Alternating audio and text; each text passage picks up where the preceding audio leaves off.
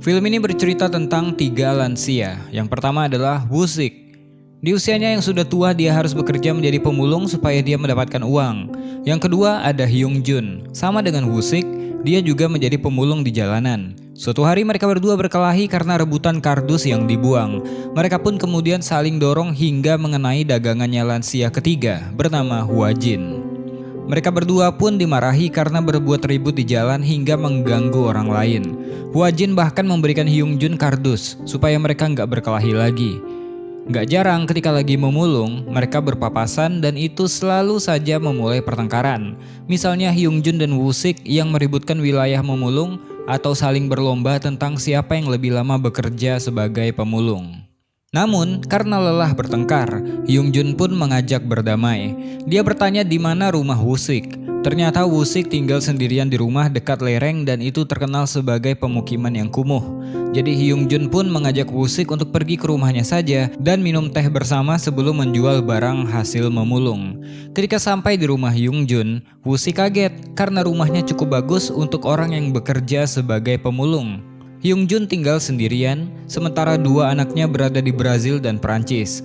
Mereka akan pulang 3 tahun sekali dan mengirimi uang yang gak seberapa. Sedangkan Hyung-jun harus membayar cicilan rumah, biaya listrik, dan lain-lain, sehingga dia pun memutuskan untuk menjadi pemulung saja.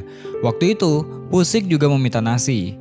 Jadi, selain minum teh, dia pun makan di rumahnya Hyung-jun. Sambil makan, mereka pun bercerita. Istrinya Hyung-jun meninggal karena kanker payudara.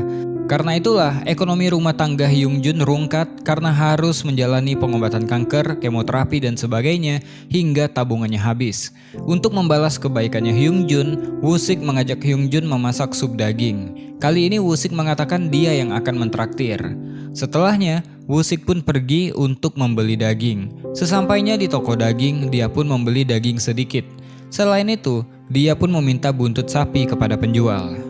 Ketika penjualnya mencarikannya di dalam, Woo-sik langsung kabur membawa daging tersebut. Sementara itu, Hyung-jun pergi ke lapaknya Hwa-jin. Dia membeli lobak dan sayur-sayuran. Selain itu, dia pun minta diajarkan cara masak sup daging kepada Hwa-jin. Namun, karena penjelasannya sangat panjang dan rumit untuk diingat, jadi dia pun mengundang Hwa-jin untuk pergi ke rumahnya supaya bisa memasakkan sup tersebut. Hwa-jin gak percaya pemulung seperti Hyung-jun bisa membeli daging untuk makan, tapi Hyung-jun memaksa karena Woo-sik yang akan membeli dagingnya. Hyung-jun memberikan alamatnya dan ketika mendengarkan alamatnya, Hwa-jin tambah gak percaya.